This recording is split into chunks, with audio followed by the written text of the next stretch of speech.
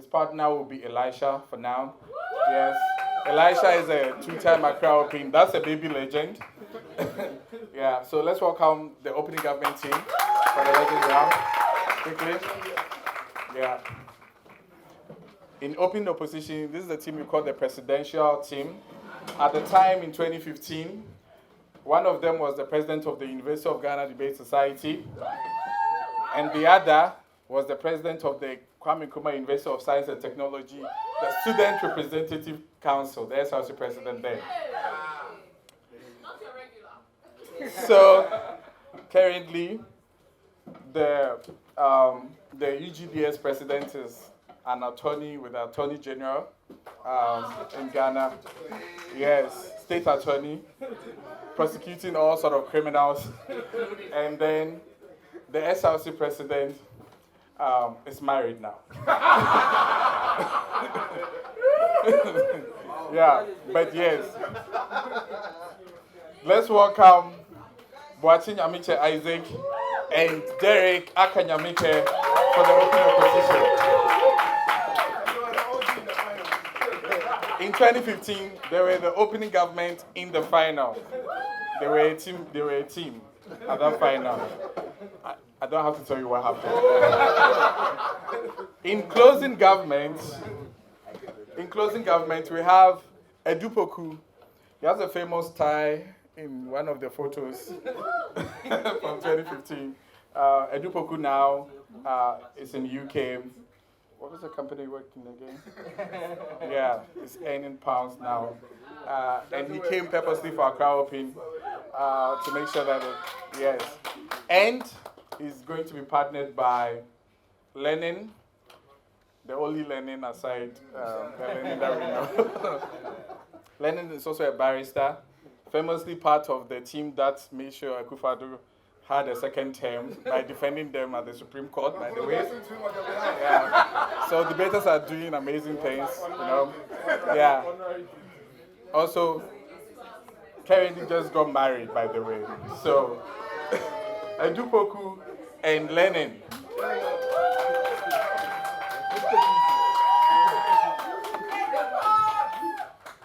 The last team, well, at some point was the best prime minister supposedly in Africa. Yeah. Always speaks OG. Always. Right. Abdul Karim Ibrahim, a retired journalist. Yeah, a retired journalist, now works with a health consortium, doing things with the UN. I don't know what they're doing. But yeah, herbal medicine, apparently. Yeah. So, and Karim will be partnered by our Bank of America rep, all the way from Chester in the UK, Erasmus, Segbefia. Welcome the closing opposition.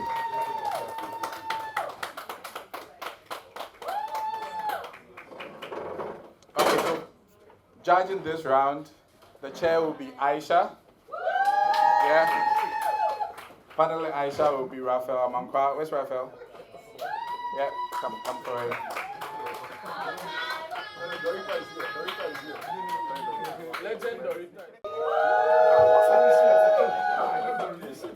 Yeah. Yes. Also a barrister now. It's a very simple motion. We have to go down to their level. The motion is this house prefers a brave new world. This house prefers a brave new world. All right, so I'll hand it over to the chair for the debate to begin. The term Brave New World comes from a book by Aldous Huxley. Probably didn't pronounce the name well. He wrote it in the 20th century. He predicted that we are going to be living in a very dystopian future where science and efficiency is going to be the order of the day. That is where the term comes from largely, and that is what made the term popular. Today, we are not going to defend what he predicted because what he predicted has already happened. What we are going to do in this debate is to flip it and say we want a scaled-down version of the world that we live in today, and that is what the Brave New World is going to be. So what then does the Brave New World look like? The Brave New World is a world where we don't prefer science and efficiency, but a world that continues to focus predominantly on society, humanity, people's emotions, and individuality. Something that is missing from the 21st century, and something that will continue to be missing based on the trajectory that we find ourselves on. So what does this look like? Just so that people have an idea of the Brave New World. It looks like a loose use of tech. So if you don't need technology, you are not going to have access to technology. This means that technology would only be used in the very, very important places like health. If you're probably going to die, yes, we are going to put you on the life support machine. We're not going to make you die. We can't defend something like that. But in places where technology is not important, you are not going to have absolute access to technology in most instances. So what then does this mean? We're going to give people quota systems. Probably you have a weekly screen time quota system of some sort. If you need to visit Snapchat, do other things, it's really up to you. What this inherently means is that people are not going to be engrossed in technology as much as they are engrossed in technology now. But the most important thing, once again, is that we are going to slow down the advancements of technology in fields that are not essential. So if it's not an essential field, we are going to slow down the advancements. We are not going to go further. We don't need the next version of a sex robot. We have enough. I'll take your POI. I have 3 arguments I can ask you through my POI, but if I ask you, what will I argue when I get to this? I don't know if BNI should be asking me this POI considering where he works. But anyway, I'm going to move on, right? So guys. Let's move on. So I'm going to take you. So that's what we are going to be defending in this debate, right? And also I'm not going to be arguing everything, because if I argue everything, what would my partner argue? So guys, it's interesting to note what the world that we live in is about and how machines are taking over. We prefer a world where human dignity and human identity is the most important thing and the thing that we focus on. What does this mean? Guys, the smallest things in our lives are being done by machines now. Wedding vows. Even the I love you that you got from your boyfriend could have come from predictive texting, because Apple and Android have made it such that when someone sends you a text, they give you a prediction of what the response should be. I don't think I want to live in a world where an I love you isn't real, because getting an I love you is already hard enough for me to get a fake one. That in and of itself is something that we think is a bad thing. But even BNI speech could be ChatGPT, and that is exactly the problem. But the more important things like work, the ability for us to find some amount of fulfillment has become something that is so difficult, because now I don't really have to do 6 hours of work when I can just do 2 hours by compounding everything I need to do, putting it in one long ChatGPT request, and ChatGPT will say everything that I need for the day for me. What does this then mean? It means that human beings are not living a fulfilled life, because it is not like the past where people had to go carry cement blocks, etc., and come back home tired and feel like they have worked so hard. I know I'm a softie, and it would have probably been a bad generation for me to be part of, but I think that is a more fulfilled world for individuals, and I think we need to try and get something that is similar to that. But the more important thing too is the ability for people to express themselves, right? Because what do we have in this world? The world that we live in right now is a world where individuals are being controlled by the big corporations and the algorithms, and what the algorithms tell us to think about and what the algorithms tell us to do. What does this usually look like, and why is this very dystopian, and why is this very dangerous? I'm going to borrow some ideas from George Orwell and tell you why this is a very dystopian future that we are going on. A couple of things. Government control, social credit systems. The idea of social credit systems may have existed from time immemorial. The only thing that makes it possible is the advancements that exist now that allowed governments to be able to track you and be able to find some manner of way to give a summary of what your life is and what your life has become. If those advancements are quelled back, people don't have the same amount of screen time, they can't track your eyeballs. Things like that are ideas that will die and ideas that can't exist. But the second thing that you also need to recognize, even if you think we live in democratic countries, is the capitalists. They see your eyeballs. They are able to predict the kind of human being you are and sell you things time and time again. I am not sure if this that I bought is something that I actually wanted to buy, or if I just bought it because the Instagram algorithm recommended it to me on that particular day. I don't know if the Instagram algorithm knew how I felt and knew that maybe I needed some sort of outpour of emotions by buying a new clothes. I'm not quite sure, but the possibility that Instagram could do that is something that is very dangerous. We think that the idea, I'll take you. So your case is that because the governments control us, we should give them control to control us not to do those things? No, in a world where the advancements don't exist as they are now, the government won't be able to control us because they can't get enough data on us. If I'm able to spend money without the government knowing what I spent the money on, I don't think if I ever run for president, they can blackmail me and say I paid for a shower at Seco on 2 a.m. on a particular day. That's not something that's likely to happen. And that leads me to my second example. Like, central bank digital currencies and electronic currencies and the whole concept of these particular things. Recognize the ability for these corporations and governments to have so much information on us puts us in a world where we are in perpetual fear. Because every time I take my phone and I try to Google search a particular term, I ask myself, in a world where I'm ever asked to defend why I searched for this particular thing on Google, what do I say? But recognize how this impacts our ability and our freedom of speech and our freedom of expression. Because if the government actively controls things like money, and it means that every single transaction is being monitored, it means that people can't put their money where their mouth is. People can't express themselves properly because the government is always watching. Big Brother is always watching. The difference is that this is not BBN house where it's just a few people. It's all of us. We are actively being watched by these individuals because of the advancements that exist. It's a very simple case. Humanity is much better if we live in a brave new world where we are reimagining our world and we are not allowing the advancements of technology to take over and become the most important thing of our society. The brave new world is what we want. Before I go sit down, I love my girlfriend very much. Thank you.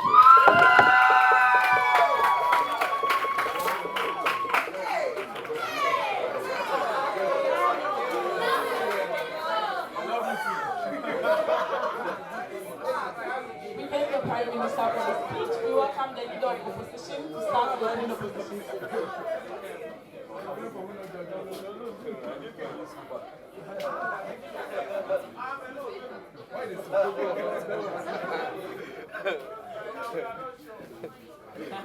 I'll leave that for you.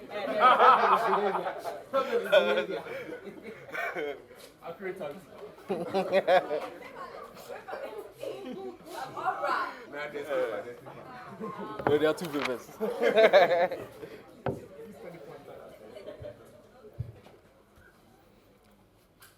Good evening. Good evening. I was shocked when I came and realized that now we do shout outs in debates. We are not used to that, that's why they are joking. Because we usually start with accurate timekeeper, Mr. Chair, esteemed panel, guest, etc. So I'll do my best not to be boring. I don't think I'll need 7 minutes. I'll just need 3 or 4 to deal with their case. Wait, are you timing him? I've not started. Shout outs. Shout outs. Yes, my first shout out is to the gentlemen over here. Much appreciation to these men. They've been a great influence in my life because of how far we've come. And we share our experiences on a daily basis. Shout outs to Eric. Eric is a symbol of a lot of things we want to do. Eric indeed started Speech Forces from the ground up, and much appreciation to you, Eric. And shout outs to my partner, Isaac Boakye, Nyamekye. He has no AO trophy, but I promise you, I'm giving you a trophy today. That won't be the first one you do.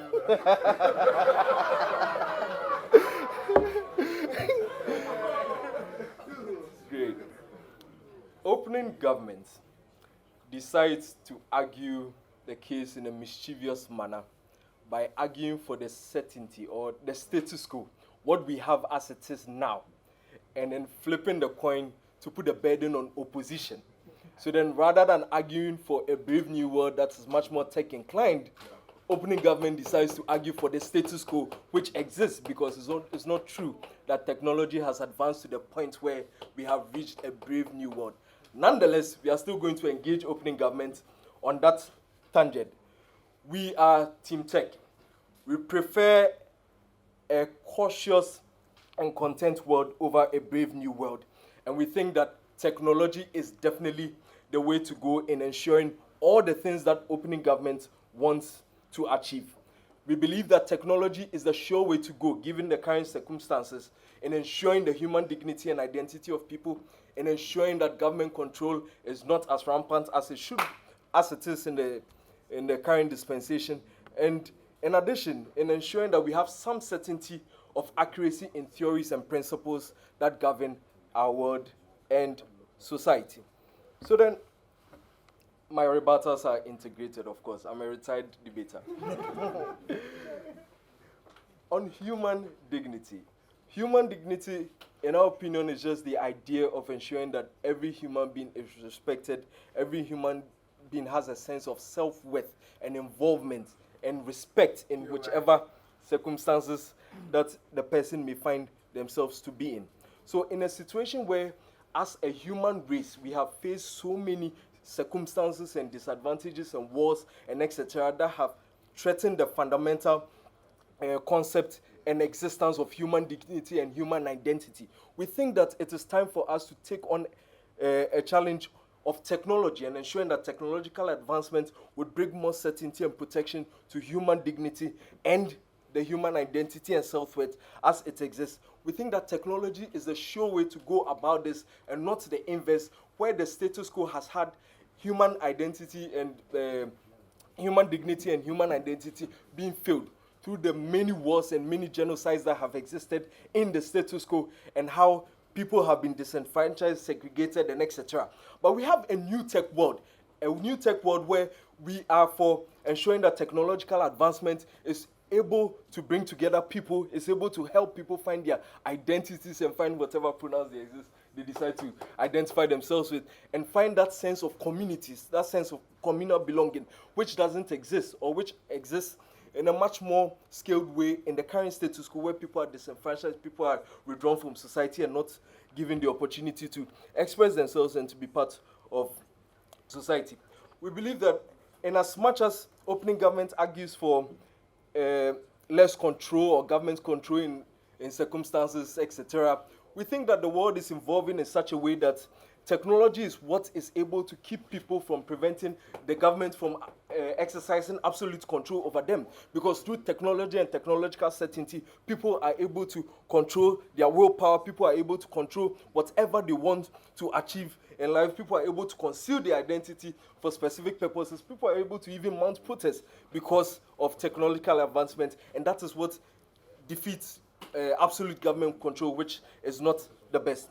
We believe that if technology has the highest chance of giving us some certainty and some accuracy in terms of theories and principles that exist in society, we would rather go on the side of technology and ensure that society is made much more better, rather than err on the status quo, where there's a lot of confusion and uncertainty with respect to the theories and principles that we abide by. In our world, where we stand by technology and ensure that technology is widespread and is everywhere that we can be able to access, we wouldn't have Albert Einstein experimenting the atomic bomb and causing so many challenges because of his experiments. Rather than experiments that are not feasible, we would have much more certainty in society, and we think that is very, very important for us. So we stand with the side of caution, we stand with the side of technology.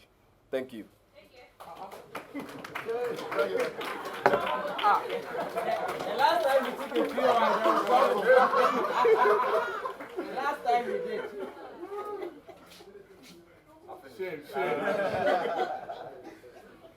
We thank the leader of opposition for the fine speech. We welcome the Deputy Prime Minister to continue the opening comment, please. I don't remember the exact. It's an iconic photo. It's an iconic photo.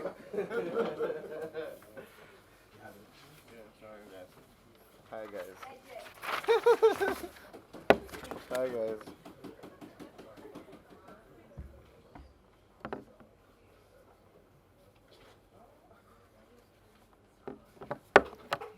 Hi guys. Hi guys. Sorry, I don't have any shout outs. I'm grateful for this community. I think that like going through uni, like debating was the best thing that happened to a lot of us, right? Frankly, I really can't imagine a life where like we didn't have debate, I don't know, right? So, I mean, I would say you guys, this is very, very big opportunity, keep at it. Forget the thoughts, you know, like not everybody will make finals, but everything you need, every life skill you need to compete in today's world, whether emotional, psychological, technical, all of that, you would get it from debating. And I'm sure that most of us here are living testimonies, so that's what I would like to say before my speech. Are we ready? All right. I mean, opening opposition's case is flawed because the fundamental premise is the idea that we can control technological advancement, right? We can guide how technology is used. We can, right, if we come together as a society, right, we can find a way to make sure that, right, we can, basically tele-guide technology to what we consider as values or what we consider as good, right? That's not possible. That's just not possible, right? And that was what these guys struggled with, right? We live in a world where no matter where it is coming from, we're under a dictatorship of algorithms, right? Whether it is algorithm of the big tech companies, whether it's Facebook, Google, Meta, ChatGPT, or Gemini, right? Or the algorithms created by government in order to function as a government in a world of technological advancement, right? So today's debate is, what do you envision as a brave new world in 2024, right? It can be that if you scale back on technology, if you scale back on, it can be that if you tele-guide technology, despite the trajectory we're on now, you're going to achieve a world where people then care about each other the more. That's not possible. What Elisha tells you is that the only way, right, to achieve a brave new world is to scale back on technological advancements and reduce it to only essential use.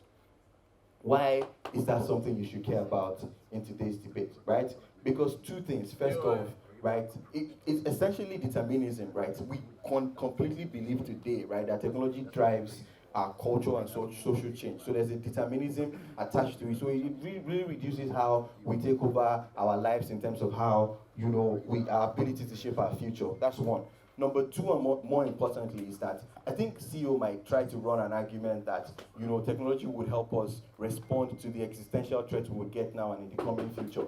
But that's not true, right? I'm doing that. So you need to rewrite your case, right? We survived plagues, right, as a society when we did not have half the technology we have now, right? We survived pogroms, we survived world wars when we did not have half the technology we have today. So you can't say that society will go into extinct if we continue on this technological trajectory. That would be a very false case to run, right? And it would be very stupid. Why? Because during COVID, we all saw that no matter how advanced we think you are, in 2020, we struggled with the global pandemic. We struggled with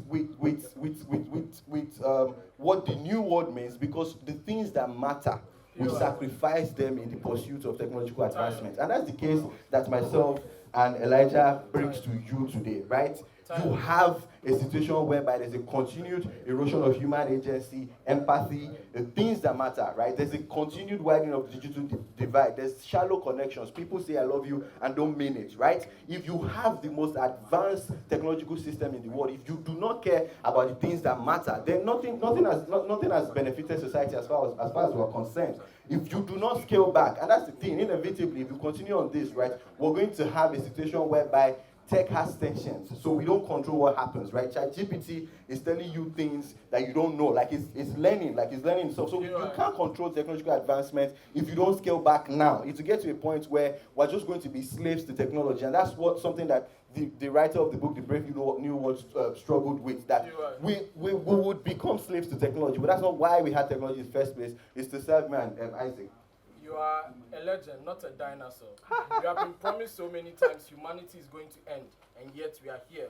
Why are you so scared of tech? I'm not saying, look, that's exactly what I'm saying, right? Like, I'm not saying humanity is going to end. I'm saying that we're more likely going to be a doomsday scenario if we continue on this trajectory. That's the case, right? And that's the comparative you must engage. You can't say, oh, the world is not going to end. That's exactly the same thing I'm saying from government side. So that can't be your case. CEO, I would encourage you to ask a POI. At the end of the day, right, what we're saying is that the fundamentals matter, no matter how advanced you are, right? That's the only way this benefits humanity, right? Imagine you have the most advanced healthcare system in the world, but we have a global pandemic, and you're shutting out people that are not your citizens, right? If we had prioritized, the values relating to empathy, relating to, the human dignity, humanity, we had prioritized that the same way we prioritize technology, then we would not be in that case, right? Then opposition cannot come and tell us that we can pursue it at the same time. I already told you that in my first minutes, right?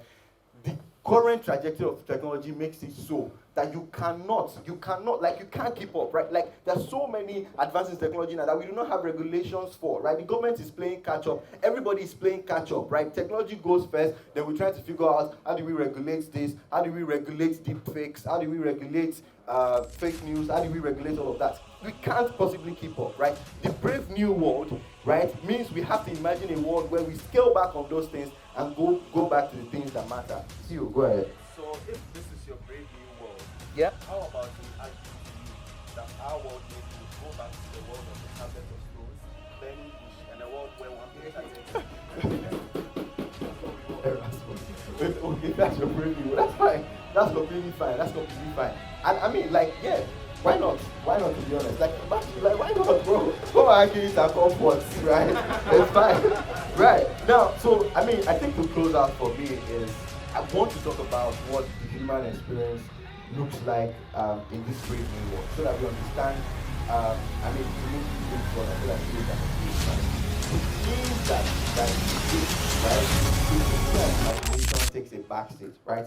I mean, I'm a lawyer, but if I have to generate a brief now, and I have the facts, I can feed Gemini and I get a bigger draft. I'm not forced to do the mundane things that matter anymore. We do not think that that is a trajectory that we should continue. We think that, right, why we need creativity and imagination to stay, especially from the human mind, is that is how we've been resilient. That is how we have learned adaptability, right? That is how we have been able to confront challenges that we've seen, right, over the past few years and we're going to see going forward. So if BNI is saying that the world is not going to go extinct because several times that we've been told that it's been a lie, we tell you from opening government that the reason why that has been is that we've prioritized the value of human resilience and adaptability. Technology takes away that because we outsource thinking to technology, because we outsource imagination to technology, because we depend on technology for solutions to these things. That's why we think that falls flat in today's debate, right? But more importantly, because we're debaters, we have to recognize,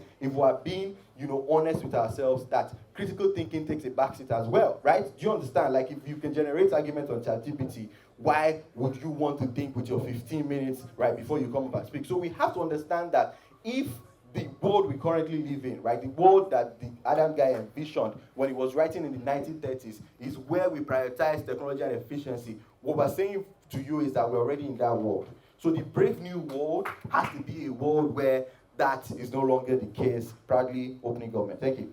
Thank you very much for the speech. We recognize the final speaker in the opening house, the deputy leader of the opposition. Conclude the opening house.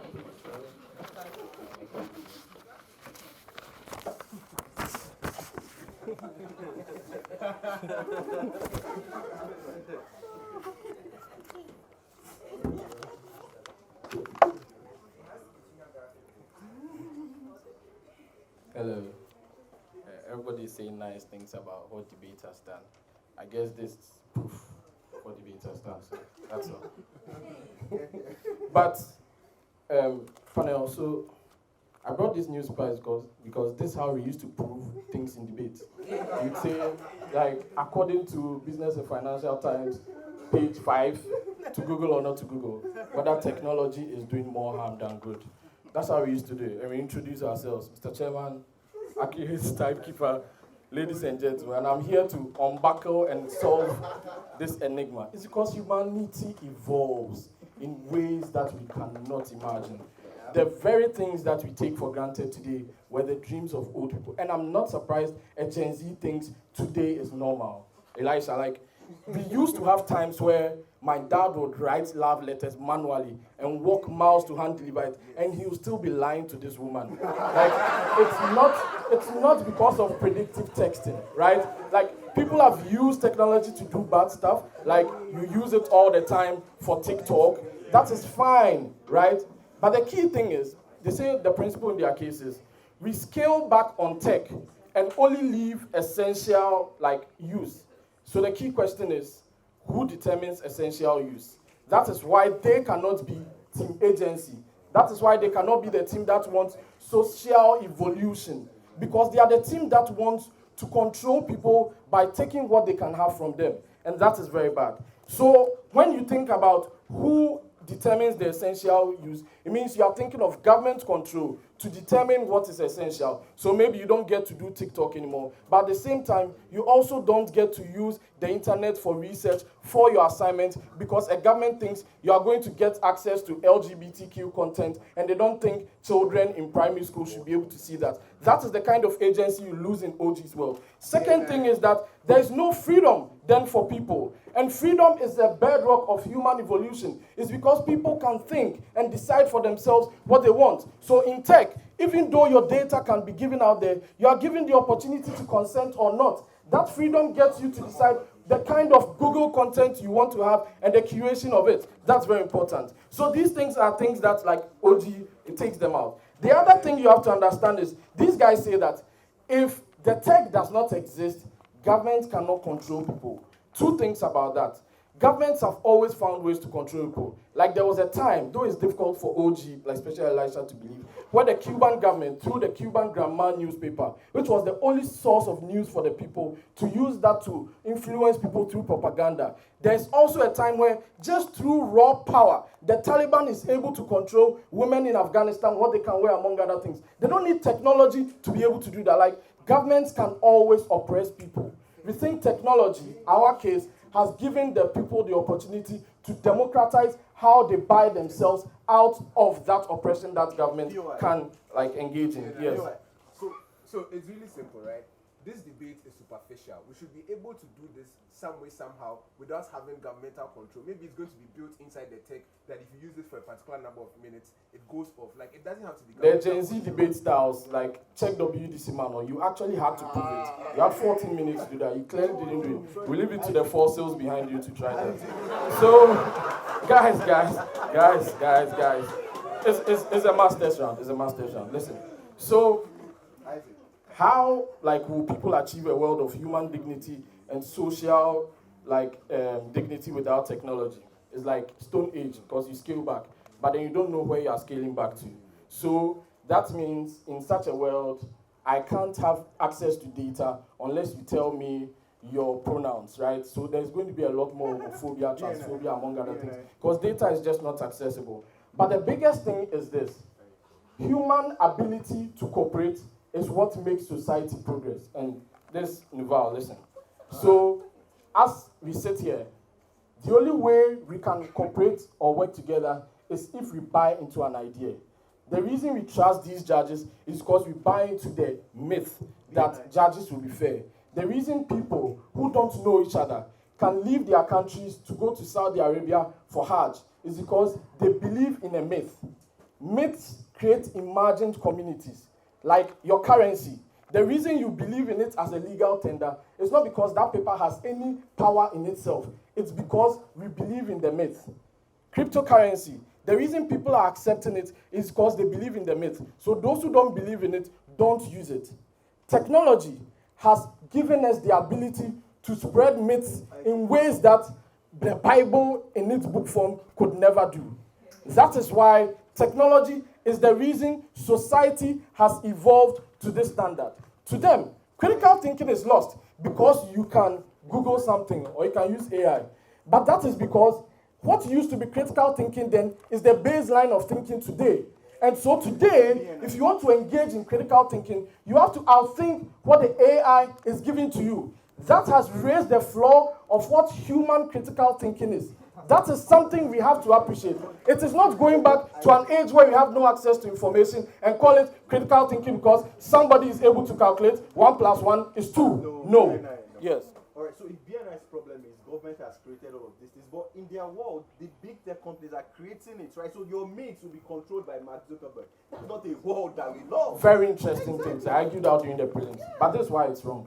Because while Mark Zuckerberg exists, while the alphabet behemoth tech, democratic accountability exists. That is why you have the Senate, Congress, drilling Mark Zuckerberg and everybody else who takes a lot of power into their hands. So tech is able to do all these things. The third thing you have to understand is that conflict is a necessary tool for human progression. But in the era where we didn't have a lot of technology, conflict was very ineffective, inefficient, and led to useless loss of lives. In technology, conflict can even be better, because if we want to use technology to kill terrorists in certain places, we can target them because the data is available. Even in war, technology has made society evolve in ways that we couldn't have imagined. Panel, the simple thing is this. If you want us to scale back, where do we scale back to? Just show us how technology can create a better world. Proudly opening opposition. Thank you. Thank you very much. That concludes the debate in the opening house. We welcome the member of government to start the debate in the closing.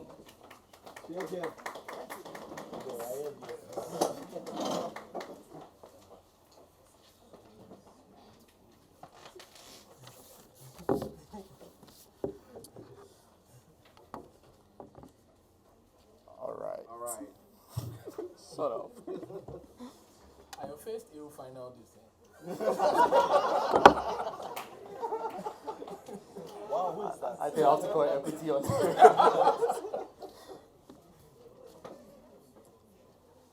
All right, so I think a couple of things for us to get straight, right?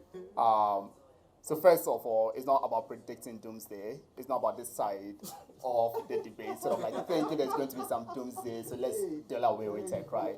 But it's about even if tech was gonna bring about all the sort of like developments that these guys think is gonna come by, in what world do we have a better life? And I think that's supposed to be like the very basics of this debate, right? So I will do that in a bit. Yeah.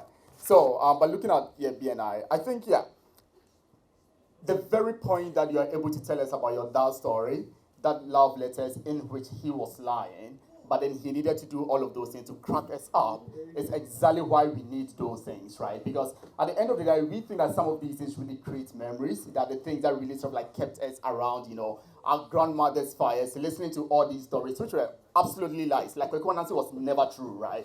But then we really listened to all of these stories. They made the memories that we had as kids. And then whenever we were thinking and then having memories of our loved ones, we always thought back at that, right? So it's never really about it's something true. We don't think that is what like the quality of life really is about. But it's just about at what point do we just have a better life, even if it is like absolute lies. So props again to your dad for really writing those letters, and I'm only hoping that you don't do the same. And then the second one on the freedom to think and decide. We think that is absolutely what you don't get in a world that is very much ridden by technology, right? Because look, we are not going to sit here to really convince anybody about, the use of Russian trolls, about, how social media is really not about quality or about the truth anyway. It's really about, who is got volume. So we all get onto Instagram, we all get onto TikTok. Whoever has got the most amount of followers, we follow them, right? And that is why so many people are really able to spread misinformation today, and this misinformation actually do catch fire, right? So it's not really about like, there's so much technology there. People are going to come here and people are going to decide for themselves. At the end of the day, when I get onto Facebook, when you get onto TikTok, you're not making any decision for yourself. Everything is being decided for you. It is being thrown at you, and then you're just consuming it. Over time, even if you didn't really believe it from the beginning, you find some way to really believe it. And that is really the harm that we on this side of the house is really pushing against. And then, I think also an interesting one around how even if Mark Zuckerberg becomes a behemoth, there's another group of, tech guys who are sitting somewhere really sort of like democratizing or checking Mark Zuckerberg. Look, why create Mark Zuckerberg if you're going to need another group of tech people to really check him? First of all, we see that take that whole thing out. Let us go back to the Erasmus will call it to the tablets made of stones. Let's go back to those days. Let's have a very good days, and then we think we will have a better life there.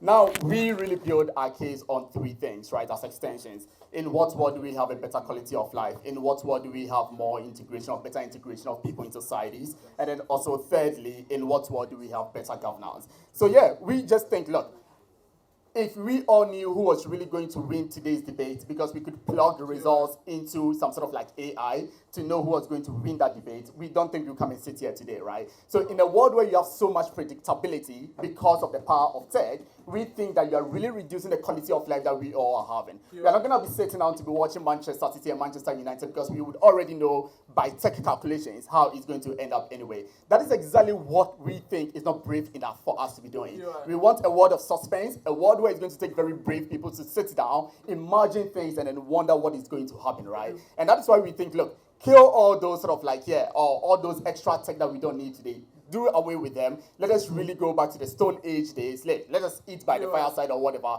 and then let us take it from there. I'll give you a chance. Go. in your world, you are replacing Mark with Moses. Because Moses had the 2 tablets and told the people what was on it. He was the same as Mark Behemoth, a controlling dictator. Adios. Yes, I do know that the word that sends him back to have by the far side is the same word that allows malaria to kill him far more efficiently. Edu doesn't know that because that is absolutely not necessary. Right, that's absolutely not necessary. Clearly, yeah. I think, yeah. And yeah, for Isaac's PO, I just think, yeah. Again, we leave it for your fossils. Edu must answer. So yeah, on our second case of governance, we just think like I was saying from the beginning in response to BNI's point. We just think, look, how many times have we heard of the scandals of Cambridge Analytica, Russian trolls, really sort of like people sitting down to cook things up and then to inform voters on how to go, like how to vote and stuff like that. We just think that's like a very ridiculous, cowardly word where like you are not really allowing people to make decisions by themselves, right? Against all popular opinion that, look, when you have the tech, you are really able to look into things. We think it actually achieves the opposite. Because whenever you have the tech, you have so much information that you have little time to digest that information. And you, at the end of the day, really act on the headline of whatever information is given to you. Now, that's a very ridiculous word. Again, it's a very cowardly word. For us to be brave, we think, give people less information. Let people think for themselves. Let people really communicate with whoever is with them within their immediate circles and let them make their decision. We will brave that word compared to a word of, Gemini or, whatever, ChatGPT. Then on the third point of better integration, I think, I love playing PS5, but I think it's quite ridiculous that is all that we've got now for a lot of young people who are growing up, right? Let them go play Chaskele, let them go play Alikoto, let them, really sort of like engage with the people in the community because we think that is how better integration also really does come about. So in what world do we really want people to sort of like, get out of their rooms, be their own persons, and that is what we think is really a brave word. We think it's a word where people are not being taught or people are not being told what to do, but are really doing whatever thing that they think will really make anything better for them in their lives. I was hoping to give you one more, but anyway. In conclusion, we are a world of very limited technology. Like opening said, if it is a matter of life and death, if we need to save anybody, definitely put them on whatever thing that they need. But if it is absolutely not necessary, let people interact in themselves. Be brave enough. It is okay to be in suspense. There is no point in coming to sit in this conference room if we already knew, for instance, that BNIC was absolutely going to be fought. Anyway, we think that, let us come here. Let us not have what is going to happen. And let's be brave enough to come and sit here and know that, at the end of the day, it is a word of suspense. We are okay with that. And we are okay not knowing all the facts. Proudly speaking. Edu must answer. When will you answer the PO? Edu must answer. Thank you for the speech. We welcome the member of opposition to start the closing opposition phase. Yo, tofu. Also, Team Anti-Tech is speaking through microphones. Essential tech.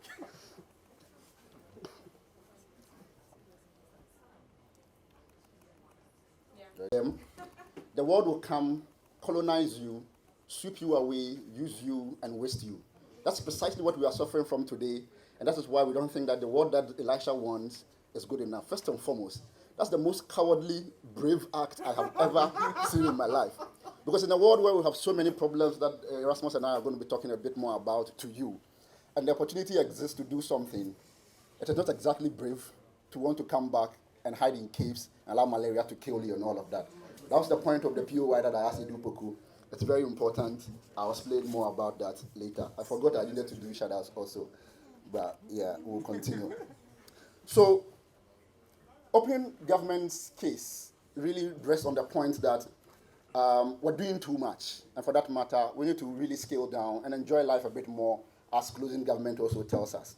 The point is that there is an element of creativity and imagination that is often, leaving us and all. That's a very strange thing, because if your point of losing creativity is that you have been able to develop a far more superior, complicated thing like what the algorithm is, so that you don't have to be scanning through markets every single day to find out where to get the best food to buy, then we don't think that is exactly very bad in terms of what that does for a human life, among many other things like that. We think creativity is on our side because the ones who do the far more complex things beyond just plucking food and fruits across the forest is something that we need to be worried about. But for Adu-Poku, he's worried also because he doesn't like the idea that we're able to predict score lines a bit more. But that's exactly not the case, you know. I mean, with all the betting, whatever that has come, the algorithm that has come, betting companies appear to be the ones who are making the most money. We don't think it works like that. And you see, tribal chiefs, like Elisha is, when they are also able to really accumulate knowledge and information in systems where we are not able to distribute better. And that is why Lenin, the former Lenin, he perhaps has or had more information about the world than any of you who has a smartphone here today is able to access. Because he sits in bigger boardrooms, talks to those who move and shake the world. All of us are reactionary people. We hear the news and react. There are people who make the decisions. So we don't think that all of those things really are a problem. More information is good. GH cryptocurrency is not more current than some other people who are dead. So let's talk about closing opposition and why Erasmus has to take this trophy to the UK. So what should underpin systems of human relations, how it runs its institutions, and how it distributes its gains? That's what life really ultimately is about. The way that we understand this is that from closing government, we don't think that these guys really appreciate the problem that we are in. We're far more in an integrated world where even when we scale back, we're not effectively going to go back into our clans and all of those. We're going to stay within the realms of the global arena that we find ourselves in. The nature of the problems that we have today also means that as a result of our history and among many other things, there's not much room for us to address problems that we have individually. What are some of the problems that we have? Climate change, for instance, means that the best of solutions, if we want to solve, and JJ is here, if you want to have the best of life as these guys want, would not be to go back into caves, because the industries have already been done whatever they have done. The way that we're able to address these problems will be through carbon extraction and among many other technologically advanced solutions as we are seeing in our world.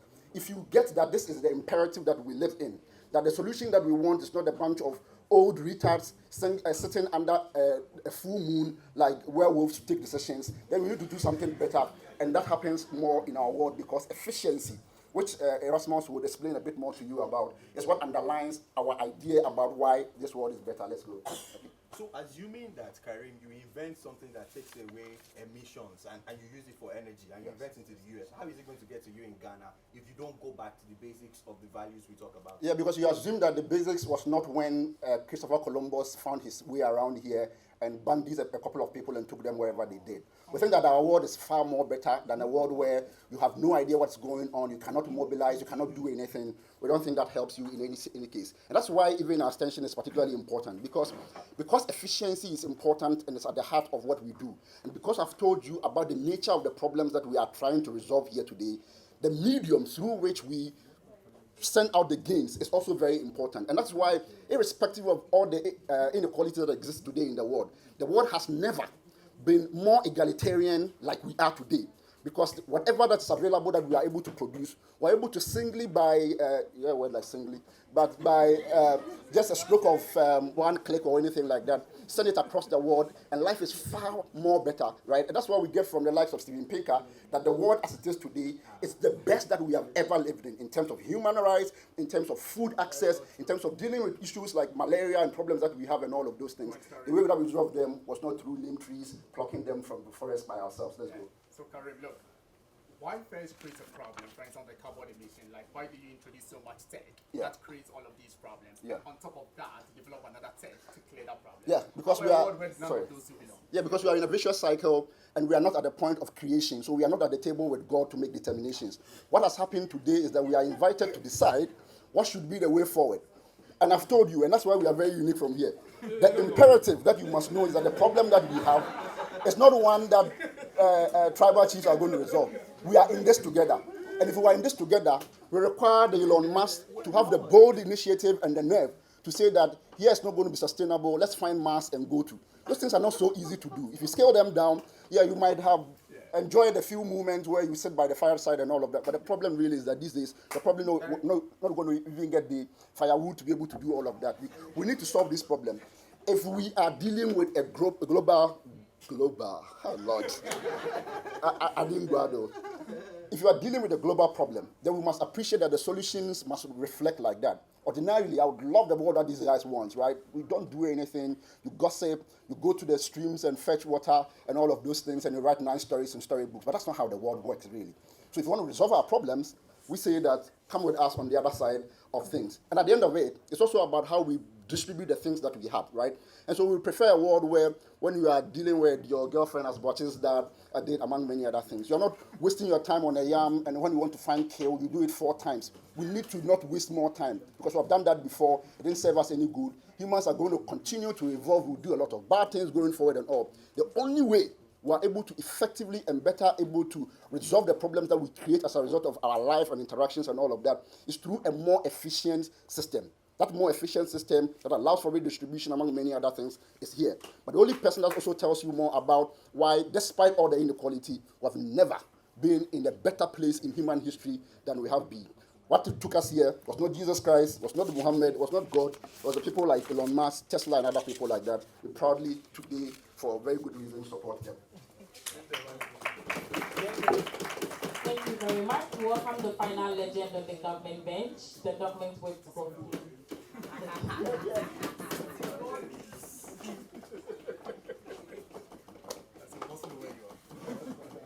Is this your first speech since 2015?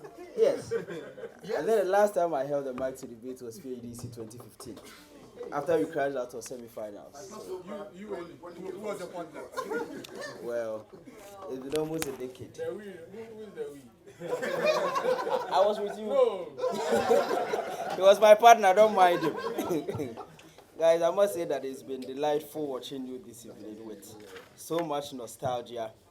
And I was telling Adu-Poku that I think that the language is now more open because we were more conservative. At tournaments, you build structures, but you conceal the structures. And I'm sure the oldies will understand what I mean by structures. Because Elisha giving a shout out to his girlfriend on the platform, that would have been suicidal. But it's mostly because your legends usually had more than 2 or 3 stars. So they couldn't declare in the open. They couldn't declare in the open. That was it. Hey, the round is being recorded. Okay. Matters of national security. So let's get to business. Please, are you ready? Yes. So the picture Karim paints to you is to suggest that the scale back that government talks about is so much of a scale back to the age of stone tablets and plucking fruits from trees. But worse off, he completely ignores the case that government makes that we are not eliminating technology from the picture. We are not saying that suddenly we are not going to do anything about malaria or any advancement whatsoever. But we are saying that the proper context of this debate, as closing government tells you, is a question of within the primary beneficiaries, that is within the individual and the larger, whether we prioritize the advancement of technology without human values or we prioritize the advancement of technology with human values. In closing government, we tell you that a world of advancement of technology in the manner we have with little human values is suicidal. And a typical case is the case of COVID-19, where you have vaccine development and you have large-scale people dying and companies refusing to hand over because of the lack of human empathy. And it is why we make the point that between the advancement of technology and human values, while both are done, we will prioritize the encouragement of human values because that is essential to making sure that even if the technology is developed, it is for better use. Now, I'll come back to you. What has been the debate so far? And just before that, Karim again tells you that in terms of artificial intelligence or in terms of advancement of technology, we should go so high, forgetting that even within the current dispensation, the persons leading the charge for artificial intelligence development have cautioned and at some point called for a suspension of that development for the same fear that the rate at which it is being developed without a full understanding of its risk, we are likely to end up having more negative effects in respect of its use than its benefit. And it is why we tell you that there's the need for us to take a step back and scale down in order to make sure that particularly when it comes to individual utility, humans and the basic need for us to engage is not lost in our quest for technological advancement. And that is why we tell you in this debate that government's world is a far more world to live in, but more principally closing government's world where the individual is prioritized in the context of making sure that the basic need of human essence is met is more important. Now, what has been happening in the debate so far? Opening government has told you that in this brave new world, it conceptualizes the need for us to have a scaled-down version of the advancement of technology. Within opening government's context of scaled-down version, we are going to use technology as and when needed, but we have to make sure that there is some sort of block in respect of the extent to which people use it in order to make sure that the effects are mitigated. The summary of opening government's case to you today is that we are reimagining a world where we tune down on tech in order to allow the advantage of the individuals moving forward. Yes, Isaac. I don't think you listen to Adu-Poku, because what Adu-Poku is suggesting is, as Pfizer is producing the COVID vaccine, we should sit by the fireside and try name tree or dawa.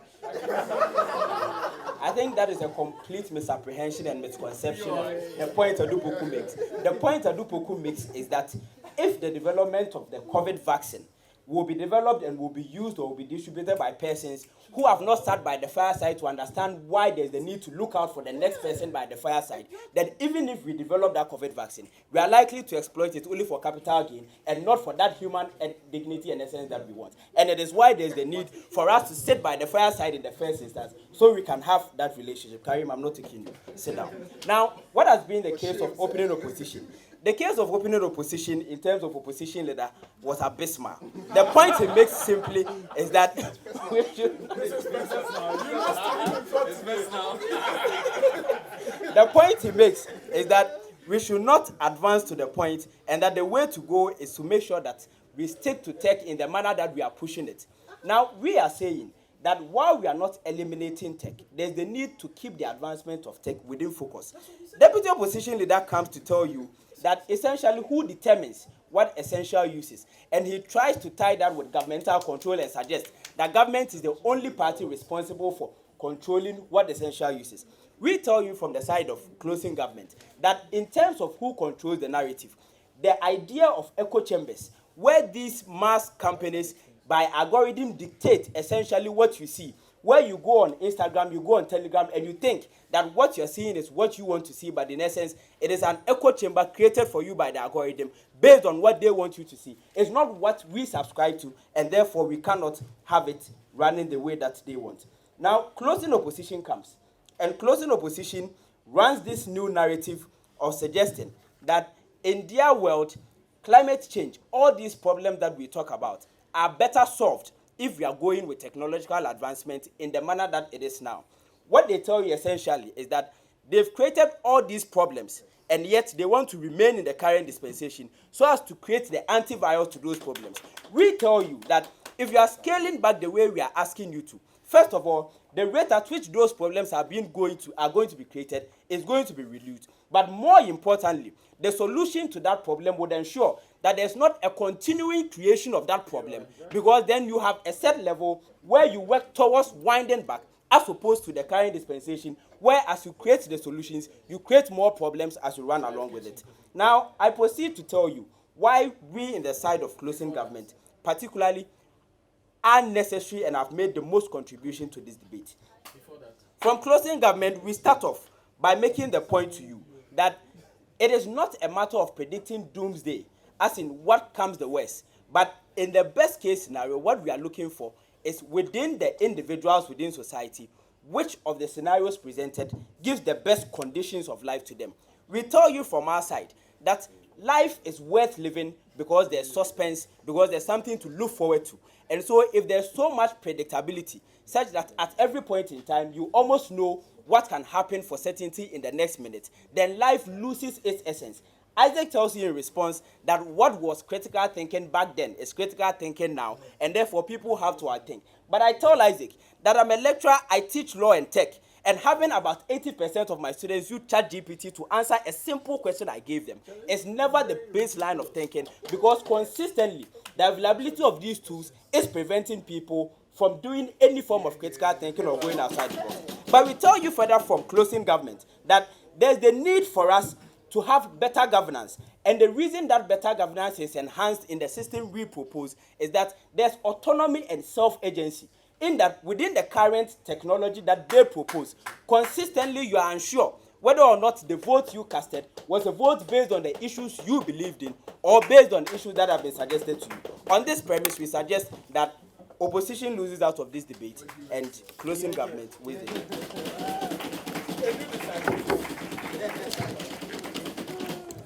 By the way, the attack on Derrick was personal. We were in court this morning, and I have issue with him. We're about to close. We invite the opposition whip. Aisha, we have agreed to ask ourselves POM. What about us?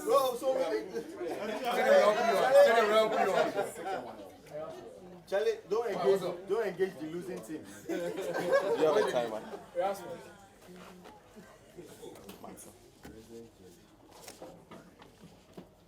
Hello.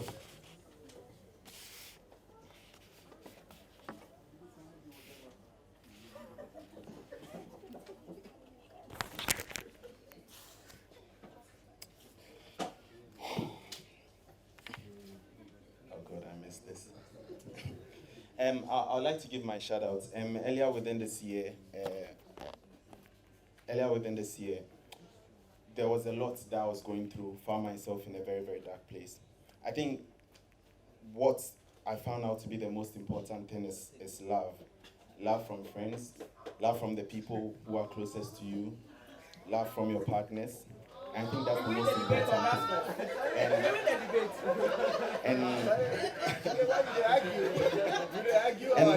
And I look at the people on this podium, and the question I asked myself a couple of years ago is, if I'm around these people, how would I not succeed? And I think that's a question that you can also ask yourself today. If all these people are around you, how can you not succeed? So I'd encourage you, if you are young, approach these people, make friends with them, try to talk to them. And thank you.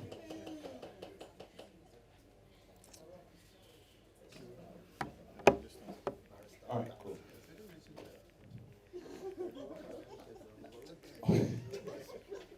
All right, so for the youngest person in this room, Elisha took us to versions of debates which look like this house will go green means that we'll marry virgins, or that this house will ban child marriages means that it's for women below the age, where the minimum age is 50. I think the problem with OO is that they depend a lot on symmetrizing the problem, that you can persist regardless of the tech advancements, that these problems also existed in the past. The problems with these is that tech has actual or new problems that never existed, and therefore their claim is not one that you can carry. So for example, the increase in depression, anxiety, on a large scale, the problems that we have to deal with in abundance are problems which are newly created, and therefore they do not respond to opening governments. Second, that tech has exacerbated some of these problems. For example, the large-scale child labor in Rwanda and the mental health issues which we face now. That is not to say we didn't face mental health issues in the past, but they do not acknowledge that there's an exacerbation of the problem, and therefore they do not find a solution. Thirdly, that tech in itself has future threats, where this level of automation is likely going to lead to a robotic rise, which most likely will be able to dominate the planet. The real problem that we identify in closing opposition is that the counterbalance to dealing with the harms of tech is the evolving human systems to help deal with these. So for example, when fascism existed, there were efforts in creating and strengthening democracy. Hunger and poverty was dealt with world institutions like UN, World Bank, governments shifting to more welfare, and will show you how technology was able to influence most of these solutions. The closing government's response to our case is that that they do not eliminate technology from this picture, and that they want a more stripped down version empowered by empathy and nice things. Well, recognize that this is not a problem of tech, but of human values, and tech has the capacity to be able to enhance those human values. One, this is also not a full picture of how tech works. Like drug trials, etc., have a basic safety check. So their world needs to defend tech stripped down while trying to solve all of the problems which exist. Example, when empathy and socialism leads to these corporations not producing the vaccines at all, they need to defend a world where they are still able to solve all of the illnesses which they face. But lastly, these problems aren't only caused by tech, because they are trying to plant in your mind that it is tech that created these problems, and therefore there's a cycle. Recognize that things like human disasters, hunger, scarcity, natural disasters are not caused by tech. They are real human problems which exist, which we would necessarily need to deal with. I'm coming. There are three things I want to discuss largely. One, why is technology important and why does it further human dignity as a response to the fact that, tech leads us to mundane stuff and things like that. Secondly, the evolution of human systems and why it gets better with technology. And lastly, the presumption, and this is very important, the presumption of efficiency on their side when they return to those times, that they'll still be able to survive. Before I go on, Panel, recognize the debate is on the bench. We argued emerging communities and global cooperation. They are saying human systems and how they engage. Panel, listen to that voice very well. That is the voice of desperation. First, technology is important and why it furthers human dignity. One, labor is mundane. Like the proverbial slave queen, we do not aspire to labor. We think that plucking fruits is hard work. We think that it affects minorities more, especially people with disabilities will not be able to access these things.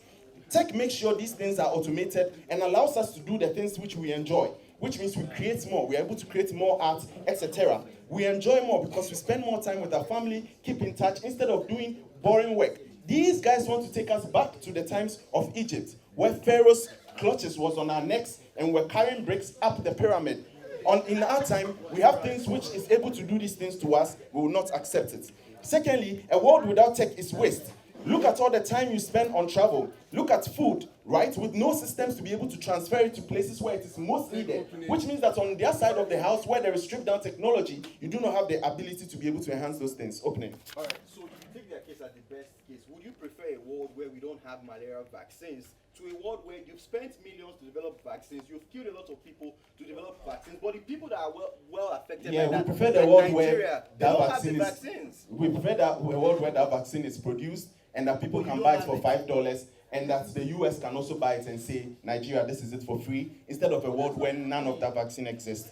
Secondly, the evolution of human systems and why this will get better. I'll go a bit faster with this. First, there's mass mobilization. The level of advocacy and awareness helps us to be able to deal with these issues because the more we are aware of it, the more we're able to mobilize ourselves against it. Secondly, tech even gives us the tool to deal with the problems which comes as a result. So the problems caused by industrialization is solved by a level of climate technology against these things. Chat rooms, for example, which have been known to cause mental health in itself, has created the level of awareness for us to be able to go out. Now people are being encouraged to go out, go to some of these events, etc.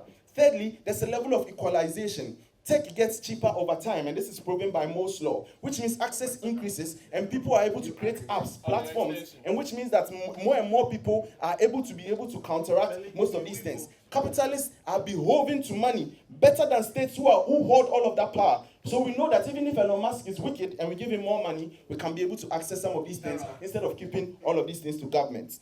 Awareness also time is out. Awareness also helps us demand it and be able to find empathy to be able to side on the side of minorities. Lastly, an important point, there's a presumption of efficiency or the ability to return to their world. Recognize that technology is mostly a response to the change in human conditions and states, which means a world where we strip down technology mostly means that we still need to contend with the problems which has emanated in the first place. Which means that for hunger, mass food distribution systems, which are now stripped down in their world, means that we are unable to deal with it. The lack of access to information means that ChatGPT is stripped down in their world. However, in our world where we create ChatGPT, problems of plagiarism can still be dealt with Turnitin, which means that on our side, you progress more towards solutions where even if the trade-off is creating small problems, we still have the capacity to be able to deal with it. A return is a return to these problems without the solutions given by tech. Malaria drugs, which are produced by the innovation, which at best on your side of the world, is a reliance on old archaic methods like drink neem tree. In-person tournaments, where these guys have to face gunmen in Nigeria, instead of online, where they could be safely in their rooms, which you never had to experience because of technology. A world where this is stripped down means that they are unable to access the online world and they still have to return to those roads in Nigeria, which, to be fair, they enjoyed a lot, so probably it's not bad. Thank you very much.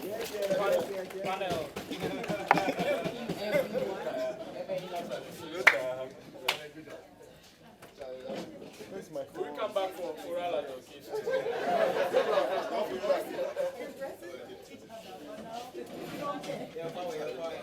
Challenge.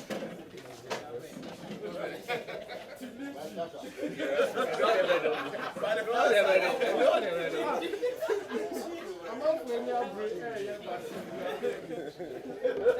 got to do 2 to 3 trees.